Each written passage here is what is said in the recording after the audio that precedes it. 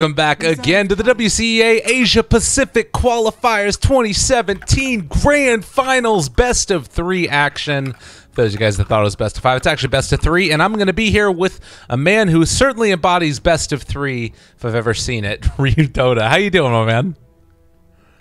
I don't even know what that means. Introduction. I don't even know. I should introduce you next time. Maybe if you want to. Yeah, I mean, I'm better than you, so I should get to introduce. That's true. That is definitely true. Ain't no doubt about it. And Ryuu, we saw some shenanigans last game. Nana went off, blew everybody's mind by the Invoker, but really it felt like it was the Nyx assassin that was the problem. Execration decided to take that one out this time around.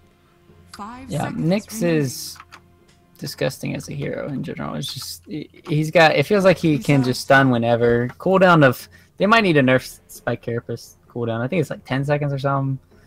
Anyways, it's just like, it's ridiculous how long the duration is and then how short of a cooldown. But the hero, he's very fun to play too, because you can just screw over anybody. You can mana burn them, you can stun them forever. Who doesn't love doing that? Who doesn't like screwing over the enemy heroes? Yeah. I do. I personally do a lot, and I think most people do as well. But this time around, it's a different one. It's the Clockwork that's gotten taken, and I'm wondering if we're going to see some Shadow Fiend shenanigans coming in, having the puck in the off lane, which has been fairly standard throughout this event, or it could just be the support puck like we saw earlier. I'm not exactly sure what it is. Execration's turn to ban. Puck. What's your favorite hero, by the way? Your favorite? Let's say top 3. Kunkka. Just out of curious. Kunkka is your favorite? Kunkka is my favorite, for sure. What's your top 3? Probably then Spectre and CM. It's an eclectic mix, but I think those are my favorites. Oh, that's pretty cool. Yeah. 5 seconds remaining. I've recently had a little bit of a love affair. Like Rubik and CM kind of switch off who's my favorite between those two.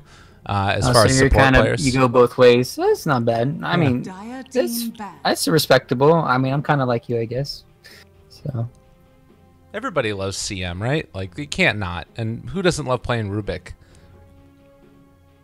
That's true. Rubik's extremely fun, almost in every game, until you find a game where you can't steal anything and you just die all the time, aka slug games or something.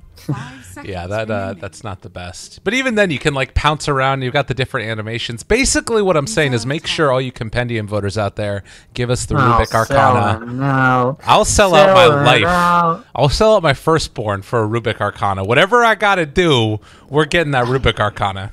It's okay. You're never gonna have children, so I'm just kidding. Oh no. My boy Lyrical gonna have 3 children. Gonna name them all after me. Yeah. Ryuu, Dota, and Lipstick. And then Matt Damon, and then, yeah, Lipstick. There you go. There's your 3. I love it. I was going to do, like, 1 Ryuu and 1 Dota, and that way when they're together, you know? Nice. Well, then that's just kind of weird. That's like, and I'm not going to get into that. That's just a weird thought. I was thinking of, like, Cersei and... yeah, we're not going to go there. Yeah, I was just giving you hints, so I didn't have to say it.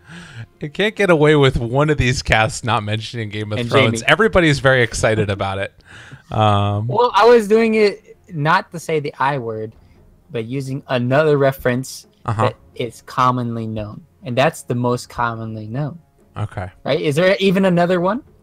We're going to kill back to the draft now. That's that's pretty cool. Speaking of dragons, did you know that... Damn it, Ryuu. All right. Well, Dragon Knight is quite a pick indeed. They're just helping me with this. Yeah. It's not even my fault. By the way, Rubik into, or rather Clockwork into Rubik. That's traditionally been thought of as one of the, not counters, but good heroes to deal with them in lane. Do you think it's still pretty okay? Yeah. This is going to be a Clock roaming, though. So Clock, if he gets on top of the Earthshaker, he can die pretty easily. But as long as, like you said, if it's a Clockwork in kind of the off lane, then the Rubik has a lot of power over lifting him away and him pretty much being useless, it feels like. And well, Clockwork versus Earthshaker is another interesting matchup. Normally Clockwork dominates Earthshaker, but at the same time, if Earthshaker does finally get a 4-staff, it can help a lot. Problem is, when you go in for Earthshaker ulti and Clockwork's in position, you can easily just hook him before he casts like Fissure or something else afterwards, and then your combo is completely ruined. It's not fun. So, Execration though, going for a heavy push here. I'm liking it. Yeah, this is pretty good. And speaking of liking it, I wonder if we're going to see a Lycan as that last pick. That might be a kind of an interesting way to go with it. You could like do some dual offlane shenanigans with Earthshaker Jakiro and then like a Lycan Rubik. What do you think of that? Lycan Rubik? Yeah. Against this lineup, it's not necessarily that bad. Let's see, they have the push potential. Both Beefcakes as Dragon Knight. Yeah, Dragon and a Lycan, or a Wolf. Actually, is a Lycan a Wolf? I don't think so. Is it part? Holy crap, I don't know lore. Anti-mage. Not sure. Oh, man. Well, whatever it is, it's not going to do well against Anti-Mage. It's kind of a tough game, though, isn't it? Like, you've got Earthshaker, Stun, Dragon Knight, Rubik lifts him. There's Ice Paths if he ends up trying to get out of there. Like, there's a lot of things that could be an issue here. Yeah, this is not that great of an anti-mage game. Besides the fact that they don't have the best lockdown for him. 10 seconds. Earthshaker is kind of like that thing, that be all end all. Dragon Knight, he needs like a Blink Dagger or Shadow Blade to kind of initiate. They don't necessarily might not have the best split push, and so Mineski, maybe they'll do a 4 protect 1. This is still a decent Invoker game for Mineski. They're thinking it's a Puck mid though, and I'm roaming last one, but I think it's Lich, Puck, offlane, Clock, support. Maybe Lich will go top and help babysit Anti-Mage, and they should be picking their mid here for Mineski. I'm curious to see what they'll go for. If they go greedy, having already an Anti-Mage, or what. This is not a bad Lina game. I think if I was Mineski, I'd probably pick Lina here, or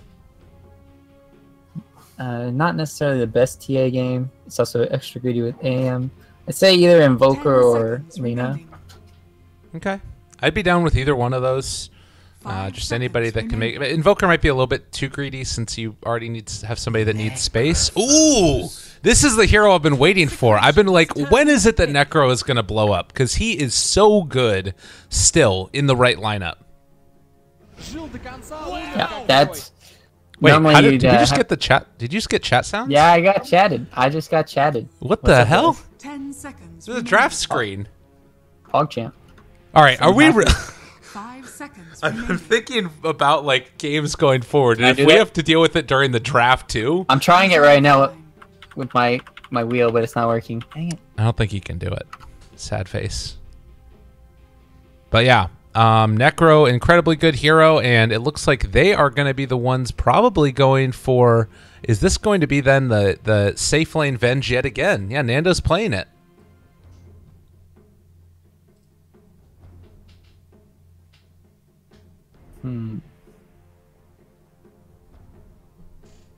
Well, Mineski, I don't know. I think I like Necro a lot against Dragon Knight because he's really tanky, and then it feels like if you get him to half HP, you ulti, then you can maybe kill him, deal with all his tankiness. Maybe a good frontliner when they do go on somebody. It's definitely a really good hero for bullying out heroes in the mid lane. Well, is it enough space though? Can they make enough space for this AM with a Necro and a Puck alone? Well, it looks like it's going to be Puck mid actually, since Nana is playing it, and it's going to be the Pub Classic Necrophos offlane with Lich. That's true, but they do swap their lanes though a lot, as we've seen. But yeah, it's... What do I like more? Honestly, I like Necro mid way more against the Dragon Knight. Yeah. I don't think Puck's good against Dragon Knight mid at all. Like, they just trade farm, and it defeats the purpose. And Puck feels safer, but at the same time, if you have Necro level 2, then maybe you don't die from the Venge stun Rubik.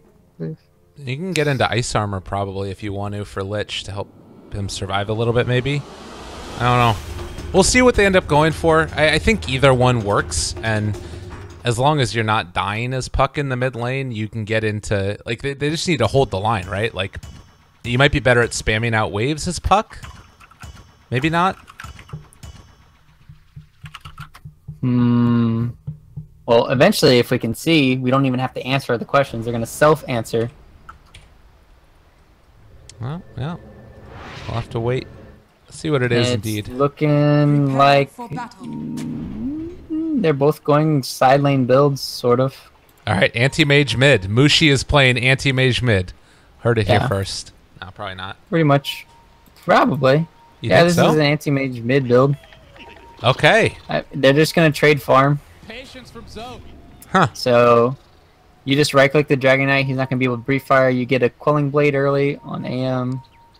Problem is still that once DK does get bottle, he can harass you out of the lane, potentially, if you don't have that early ring of health. Well, those tangos are set off to him, and it looks like they're going to come and try and invade the dire jungle. And, well, the 30 counter invade may be seconds. going on as well. Very interesting early movements here.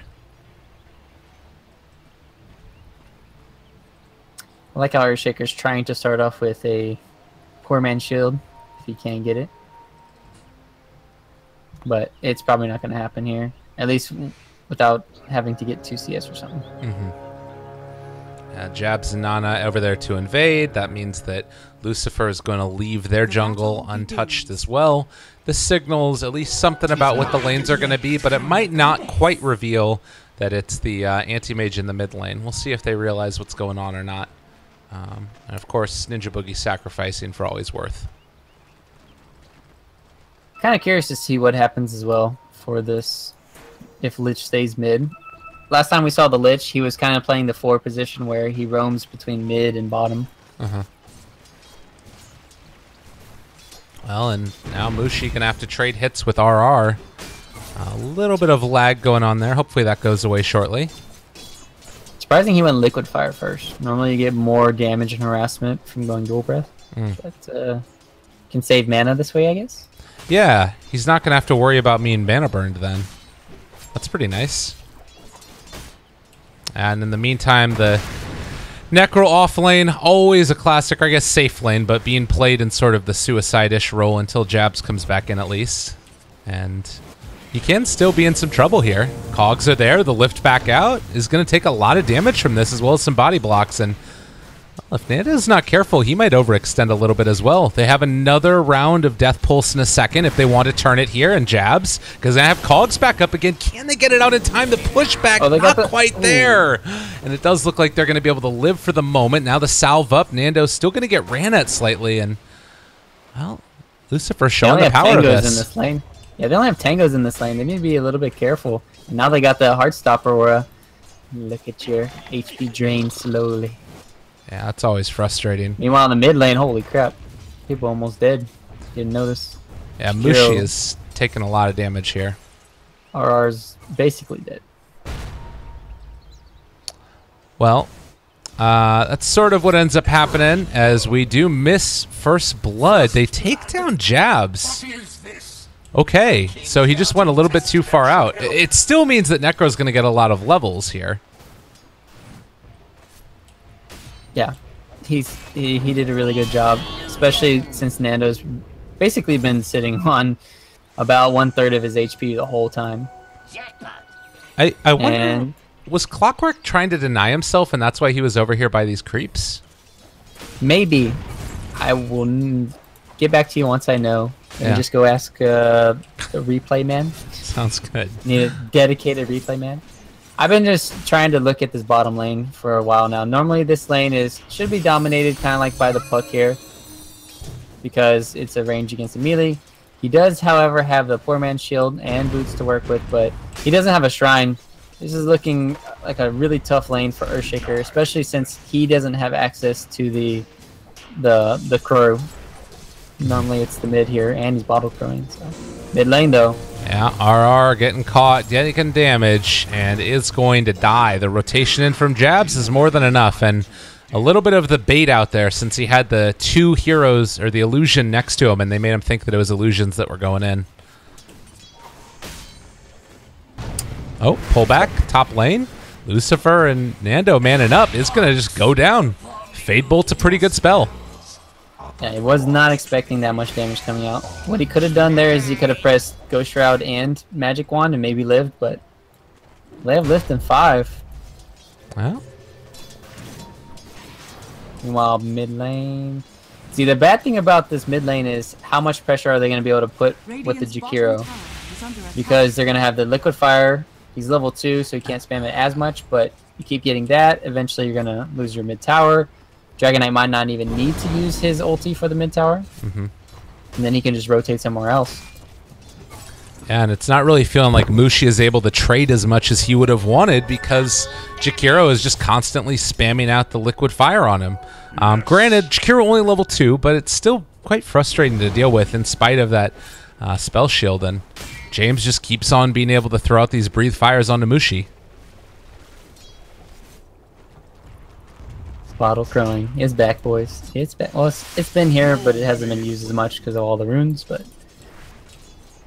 so bottom lane, CS across the board, probably hurting the Venge the most in this situation, just because of her not really starting with a salve, or maybe Rubik not helping out, bringing up extra regen, so she couldn't really stay in last hit. Because if you think about it, Clock's been rotating bottom between mid and whatnot, and so you would think Venge shouldn't have 12 CS, right? But that's not the case.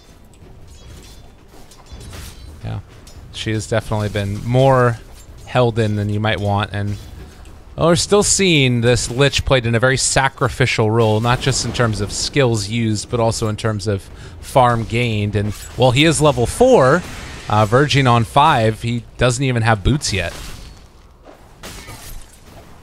Meanwhile, they're gonna go on top lane. They're also going on James here. They won't fully go for it though. I was wondering if the wraparounds from Jab's going to be enough, and actually Mushi now running into him. Yeah, they realize that they don't really have kill potential unless there's a rotation.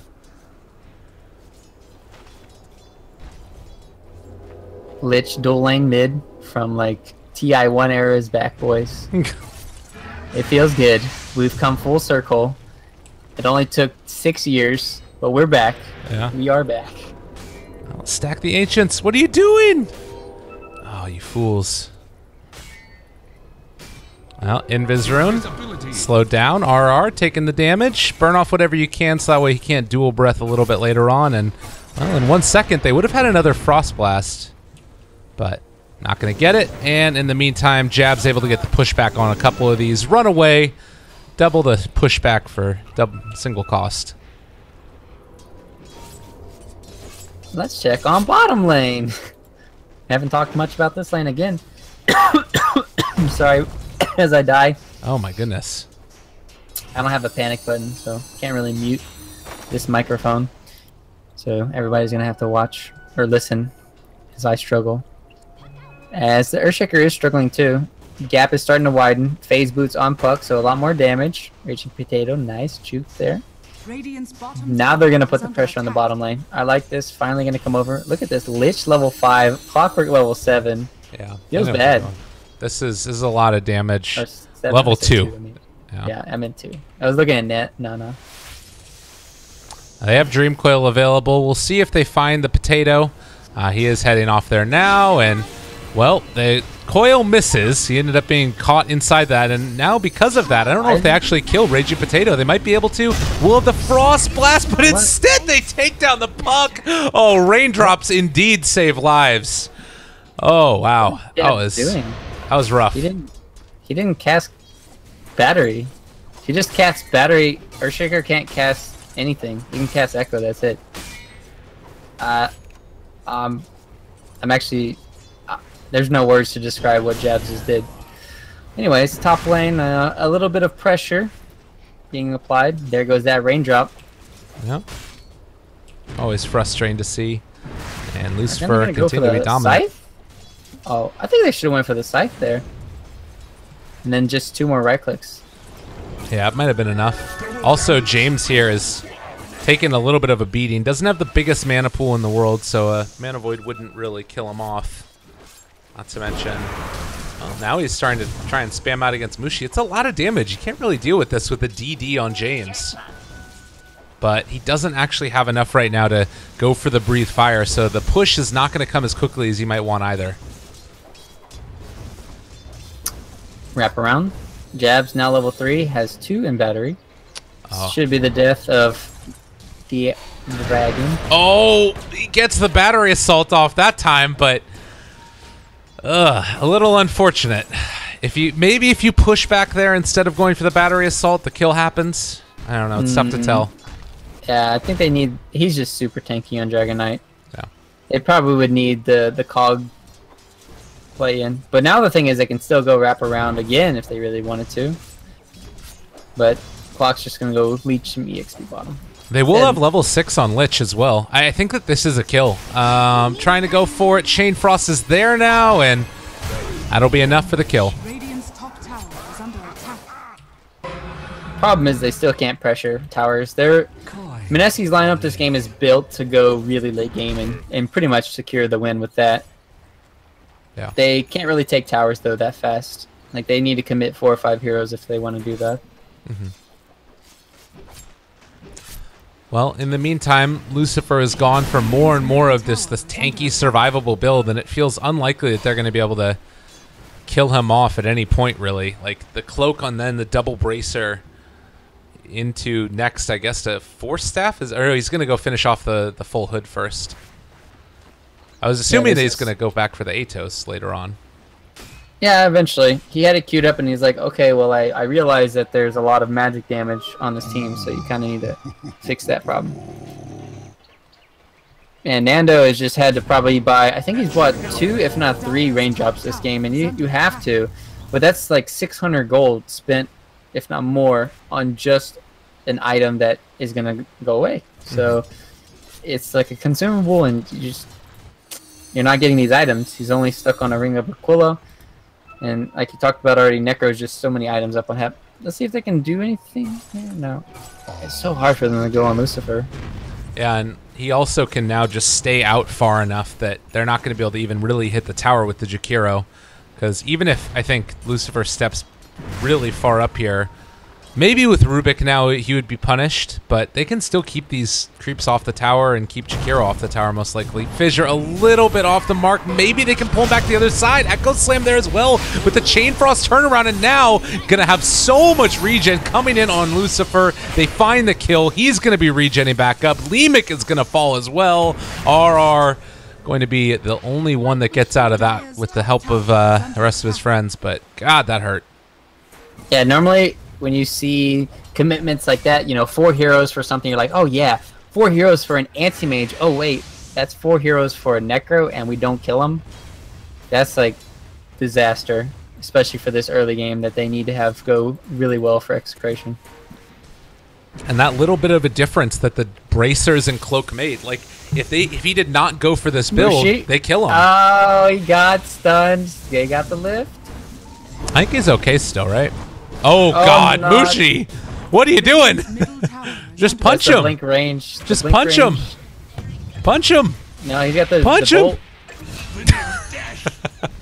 That was good. He shouldn't have punched him there. Else he gets out of range for the casting of the Fade Bolt. But he had blink. Like it's like the same time of blink. Radiant's top tower is under good. Attack. All right. Mushi though, Kappa. Oh, it happens. Yeah. Oh God, and this frost armor on the tower as well. Always such a pain to deal with. But Necro's gonna come mid now and try and put the kibosh on the pressure of the tower. He's laying down the Law. Law's about to be laid down in the top lane. All right, Raging Potato does not have any way to really stop this at this point. Does have a little use there of the totem, but oh no, Moosh! Oh Moosh! Wow. Oh come on! What was that? You have a quelling blade, buddy. Nana's a little bit upset about the situation as well, possibly. Well, nothing happened in the last 2 minutes for Mushi. He's going to get back into this. That will not tilt him. I mean, yeah, these things happen. By and large, at the end of the day, Mineski is still having a great game. It's like little missed opportunities or overextensions. But I think if everything stays how it is right now, like Execration are just going to fall further and further behind. Oh, well, Mushi, that's not the way to do it, though. I mean, I feel like I'm going to be giving the commentator's curse here, but even that feels like it's not terrible. It's like it's okay. Sure, let's go with that. Yeah. I mean, it's not bad considering they're, like we talked about already, their lineup sucks at taking towers. So taking this tower opens up a lot more map control. They already got the mid tower down really low, the bottom tower down really low, because they have to commit 4 or 5 heroes to kill either Necro or AM every time. And that basically leaves the other heroes to just pressure. So it's really nice to see them understanding what they can do with their lineup. They just keep split pressuring the map. And Mushi should have his Battle Fury in about 3 minutes. If all things go accordingly. That's a decent timing. It's, you know, not terrible. And the rest of his team is going to start making some more space for him here. Nando looks to be caught out. The hook shot comes in. It's going to connect. Silence there as well. And an easy peasy kill going the way of Nana. Meanwhile, the invincible duo in the mid lane. Tower, we're going to go down here as well. So the fact that you're running the DK and Venge position 1 core and you're behind in the number of towers taken at the 15-minute mark is pretty rough. Yeah, poor Jakiro. His one job, get those towers. Well, Lucifer going in again, and James in trouble. They just keep on coming back in here, and I don't know, like at some point maybe don't go back to the place where everybody keeps on dying. It's a rough one. It's not the way they wanted it to go for sure. Yeah, they have no idea what they're doing. Top right lane, now. Mushi in trouble. Fissure taking him down, and dead again. Oh, Blink Dagger. I mean, another 2 minutes delayed probably for AM Battle Fury. Not bad, but pressure in the bottom lane. TP. Yeah, Limek wants to come in and contest this. Does have Blink stolen as well. I don't really like the drums on Dragon Knight. Feels very underwhelming.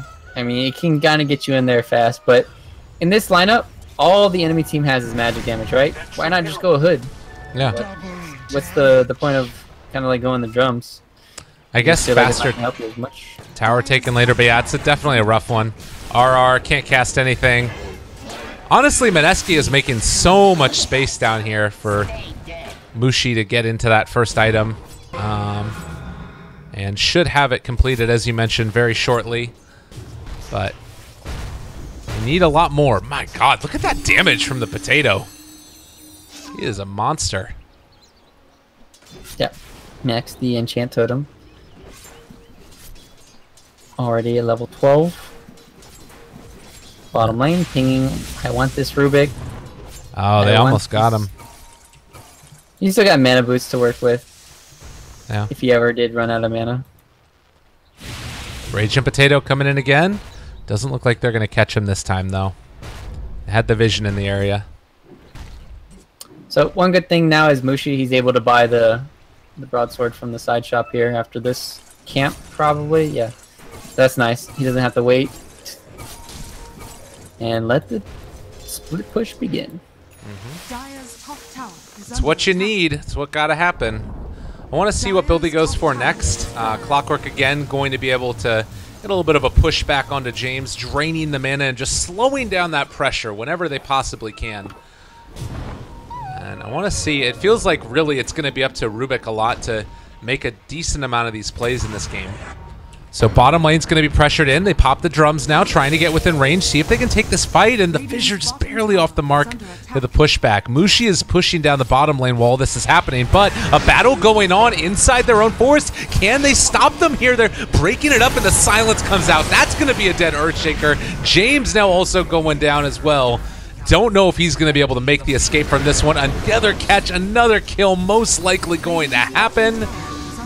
So Execration getting punished heavily as they try to invade the woods, and while that's all happening, top lane ends up going down. They're manning up, trying to take it down. Whoosh, he almost ends up falling there. Does he go back in? I think the answer is no, as Nando's getting blocked in by these creeps. Oh, all right. Well, they end up finding the kill nonetheless with the rocket flare. Well done by Jabs. And that gave him earn charges. More for you, Mushi. Can continue farming. Doesn't have to TP. That's just great. Great stuff. Echo Slam was on cooldown there for 3 more seconds. So he couldn't really initiate like he really wanted to earlier for ES. And they were caught in this really weird positioning at this really unfavorable timing. So, well, with that loss to the team fight, the team, because of the team composition, even though it says a 7K Goldie right now, it's about 15K in my eyes. Yeah. For everyone that's watching, and it's only going to get worse. So the best thing that Execration can do is they need to maybe have one person just split push the lanes. That's either Rubik or Jakiro, and then they either go for Roche right now or go for some tier 2s. This is the play, though. If Raging Potato can make this work, he needs all the creeps to be by Lucifer for this to happen, although maybe with everybody else it might be enough. And there's the damage. They'll be able to find themselves another kill. No, it's decent, but the problem is you still have this anti-mage that hasn't been dealt with. Yeah, and all your kills are going over to the Rubik, right? He's 5, 2, and 2, but your Earthshaker's sitting at 0, 2, and 4. If your Earthshaker could actually get these pretty big kills and the bounties and stuff, then maybe he could get up to like a Silver Edge or something to cancel out the anti-mage's blink, or not blink, sorry, spell shield or something. But because he's not getting these kills, Rubik's not going to carry the game. He's going to look super flashy in all these team fights with all these items, but it's not going to win you the game. Yeah. Oh, and a big old stack taken there. I think it was about a 4-ish one for Mushi, who's now getting closer to his Yasha. And a regen rune. Everything's going his way now. Yeah. That's the strength of this hero. You give him a little bit of time, a little bit of space to catch back up, and suddenly, game looks a lot better. That being said, Clockwork maybe in a little bit of trouble here. Oh, good pushback, able to get the cogs off, and now Jabs. Oh, hook shots away as well. Just to get back to his team. Space, though. Now Mushi's free to farm this whole bottom side of the map because he knows that they're all on the left side, and he's going to feel super secure and get up to his Yasha. Let's see. Do they have any smokes right now? No smokes. I think they used a lot of their smokes already on the Execration side. So that's not good. Before the 21-minute mark, using all your smokes. Basically, you have to walk at lanes, and if the enemy team has any wards, they're just going to know you're coming. Yeah, it's a problem. And now the other thing is that like they really don't even have great ways to try and force a lane down. I mean, Jakiro's going to take it somewhat slowly. They need to take a team fight as well, and they haven't even really been able to win those. There's Lucifer standing in front of everybody, not really that afraid of what's going to happen. They pull him back in yet again. Death Pulse stolen, trying to turn this one. Chain Frost's going to bounce around a couple times. Good push away. Rubik able to mitigate the effects of that Chain Frost, and now Nana maybe in some more trouble. Like you said, it's happening. Mushi is going to be able to back out and away before things go too bad. Nana is dead, and now Raging Potato trying to see if they can find anything else there. They're going to be able to back out as well, it looks like. Mushi finds the kill in the Lemic, but now RR also going to end up going down. So a couple of heroes end up dropping for the side of Execration for the cost of Nana Puck. It was a decent start of it, but at the end it just didn't have enough firepower. Yep, they hid in the trees, but not well enough. So, and with that TP back from DK, that was just sounding the horn. Just go fight, guys. They can't do anything. And this is going to be a slow, painful death right now for Execration. Yeah, it feels very tough for them to actually make a kill happen, and well, we'll have to see what the response is, because these heroes just don't end up doing as much in the later stages, particularly when you invest in all these early game abilities. It feels like it's going to need to be off the back of Rubik playing completely out of his mind, and then also the Earthshaker getting into some more items later. Yeah, the way this game is won by Execration is them finding like 10 kills in the next 10 minutes. Yeah. And getting Roche, and then the next Roche. and then the next Roche, and then they can't even kill the mid Necro with 4 heroes. Yeah, that's the problem. Like, both of these heroes are so hard to kill independently, even if there's no other heroes around. Both of them. Yeah. How do you kill both? That's the question. Yeah. Well, Mushi and Mineski feeling quite happy with themselves, I'm sure. And he can just keep on farming. This is exactly what he needs to do. And honestly, Mineski, they don't even need to take Roshan themselves. Yeah, they don't. And if Execration does try for a Roche, all Mushi has to do is just go bottom lane and push the tower. Maybe get a tower and a Rex. So, yeah, this is like watching a Naga game, and you already know the outcome. That's the feeling right now. There has to be something extraordinary. They're gonna have to take it in the next 15 minutes of the game, or in maybe like an hour at like 90 minutes. That is like the situation right now, where AM's already max slot and hook. Keep him back. Silence there as well. Ice Path, but to no avail. Rubik is already dead, and now starting to get grouped together. James is there, gets the stun off. Macro Pyre down as well. It's not quite enough damage. They ended up breaking the fissure coming out by virtue of that mini stun, and Lucifer just standing. And that Macro Pirate doesn't even matter. They can't bring him down. They can't kill him off. Raging Potato trying to buy back desperately, and Lucifer going to get the kill on that, which means all the region in the world, and he's back up to full HP. Mushi is hitting the bottom tier 3 tower. There is no answer. There is no game. They are all in dead deal dead. Radiant's bottom tower has fallen. I mean, they can buy back, but what are you really doing here? Like, Lucifer doesn't care. He just dropped his items. He just dropped his items in front of them. He didn't care. You're right. Now, this game is by and large over. I don't even know if they, like, the biggest thing and the best thing that you can say, he's denying his bracers in front of them. The best thing that you can say about this game right now for Execration is that their tier 2 towers are going to be up a little bit longer before they fall. And that's the only thing stopping them from going for tier 3s. Ice Path, Macro Pyre, Nando, the support vengeful spirit at this point, just completely falling apart.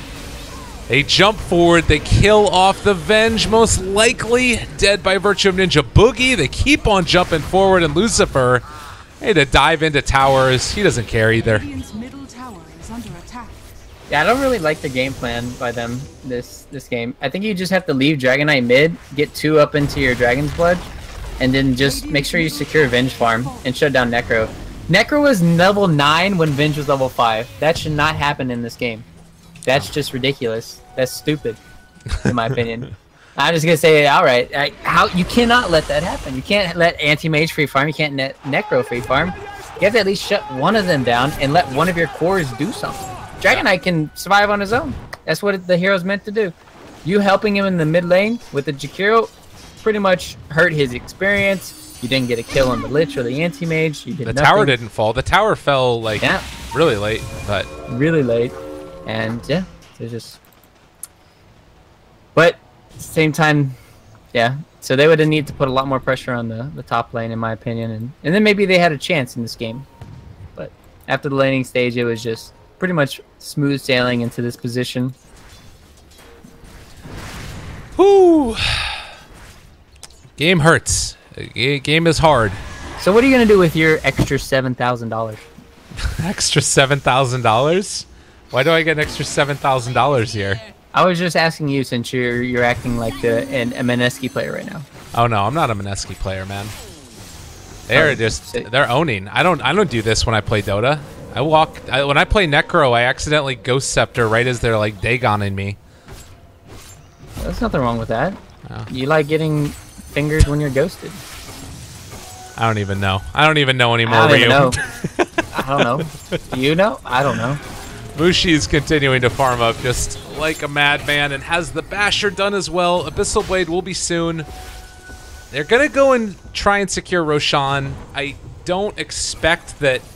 Like, if you're Execration, you have to go to defend this. You can't let them take it, but winning a team fight at this stage is incredibly hard to do. So, ice on Lucifer going in. Oh, jump forward. Mineski, they're all over him. Raging Potato echo slams the nothing, and Nando also going to fall. They had a Glimmer Cape to keep the Dragon Knight alive for the moment, but not really sure if that's going to really end up making the biggest difference in the world. He does manage to get back home, but now they're down Avenge. 30 more seconds. Pipe up. Mech up. Roshan Aegis up. Basher up. Well, they need Earthshaker to TPN or Rubik, and they need to steal this Aegis. And if not, then they lose again. All right, Leemic. Know what you need to do. Now make it happen. Force step in. A little early. It's a little early. They've caught on to the puck. Oh, but the counterplay. They turn it back around. Silence and push back onto two. Leemic going to be able to blink away again for the moment. And Raging Potato also in trouble. They have found him with the clockwork. Leemic's going to be able to get away, it looks like. But Roshan in the end is going to go most likely to Mushi. Although there's a chance they give it to Nana. We'll have to see. It's an Ags done for the puck. And now it is most likely the game over. Deny it. Deny it. You know you want to do it. You know you want to do it. Deny it. Oh, they're thinking about it. Yes! What a guy. I called it. I called it. I'm a genius. He denies his items. He denies the Aegis. Wow, indeed. I can't believe it. Absolute madman. You know, it was 8 to 9 at one point in this game. It's now 8 to 23. Yeah, I didn't even know there was numbers on Execration side anymore. That was the last one was Raging Potato killing Puck roughly, I guess, 6 minutes ago. It's been a hard game.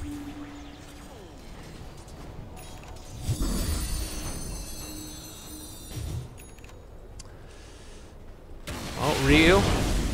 As a former player, if you ended up losing in a qualifiers to teams that you maybe didn't feel like you should have, how would that affect you for tournaments going forward? Because Execration is a team that will be going to TI. Do you think how much is this going to hurt the confidence? Do you think? It doesn't really matter too much. I think a lot of teams are just playing to play, but you learn a lot more in probably that last 2 weeks or week to learn leading up to TI, because you scrim so many different diverse people, either from Europe, China, or whatever you do when you boot camp, and you just learn a lot more. So I don't think it'll have that much of an impact. They just say, oh yeah, we got heavily outdrafted this game and our strategy was complete crap. Yeah. So don't do that next time is the remedy. Yeah. Okay. Don't have a crap draft. All right, they go on the Necro. Can they kill him? No. Can they do anything? No. The game is looking pretty bad. Nando and Raging Potato just sharing that chain frost like pals. 4 dead. They're all dead. Game is over. And a good game well played is called. James is out of it. Brutal Savage describes this game. GG Grats. So again, for anybody that was wondering, both of these teams are qualifying for WCA. It is just going to be a difference of $14,000 in prize pool through the qualifiers. So I think also there's going to be something to do with seeding, but this tournament's going to take place in the 10th through the 15th, I want to say, of December, something around that mark. So still a long ways away. I'm hoping that we still have the same rosters on these teams, but you never know. I doubt that. That's probably never going to happen. You know how long that is? Imagine if there's like minors and majors in between all that, right? And then they just like they could drop out of that or something. I don't know. I think what is this? What, December is 5 months? Yeah, that's like an eternity in Dota years. That's fair enough. It's at least 3 years, 4 years. Well, we will see what it is indeed that happens, but both Execration and Mineski will be representing Southeast Asia in the WCA 2017 championships. That's going to do it for us for the playoff coverage, though. Was a hell of a lot of fun. Ryuu, any final thoughts about these teams. Execration was the only one from Southeast Asia that were that's going to TI that was in this tournament, if I'm not mistaken, or at least in the playoffs. How are you feeling about them going forward and into TI? What are you expecting? It's really hard to expect a lot of things because, you know, every year there's this one team that makes a great run in TI, and you don't expect it, right? DC, TNC, even other past years like CDEC, all these teams, no matter what, you got to pick strategically now. Yeah. Which one do you think is going to make that comeback, right? Even Mouse Sports at old Ad Finum at Boston Major. So it's just like, it's like, what the hell? All right, which team do I feel like has it right now? And I'm not sure if Execration have it right now, but it is definitely a team that can put on a good performance and can make a big run. So I will just have to wait and see. Okay. I can respect that answer, the non-answer. Yeah. I mean, you're asking me what team. There's 18 teams now. Yeah. So the odds are getting harder. Yeah. As soon as it's going to be like 20 teams, then 24, then 32. And you were like, okay, which one's going to win? Yeah. Yeah, just make my lottery harder. I mean, I'm not asking if they're going to win. I'm saying, like, do you think that they have the skill to compete with the other teams that are out there on the big stage? Like, we saw them here in this game. It obviously looked bad, but they've showed a good amount of strength in the past. And, like, Raging Potato has proved to be a playmaker time and again. We saw some good stuff from Nando earlier in the tournament. I felt like RR had some standout games. I don't know. Do you expect them to at least be able to compete? Or are they going to win a game at TI? Yeah, I think top 12 maybe. I'd put them right now, maybe top that 12 through 16 place. Just more like 12, like 12, 11, you know, right around there. I think they are stronger than some teams that are going to TI. But at the same time, you look at most of these teams that are going to TI, and it's pretty scary, the amount of talent we have and the amount of, you know, raw, I don't know, greatness that's there. The top 6 teams that were invited already is pretty crazy.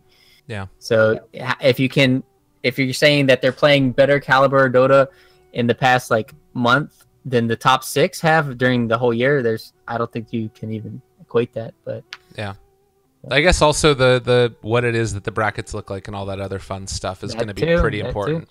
They might be really good at dealing with other SEA teams or certain Western teams, but maybe they get destroyed by like Chinese teams or NA teams. Yeah. So that is always some cool, interesting things that do happen a lot in these big tournaments. All right.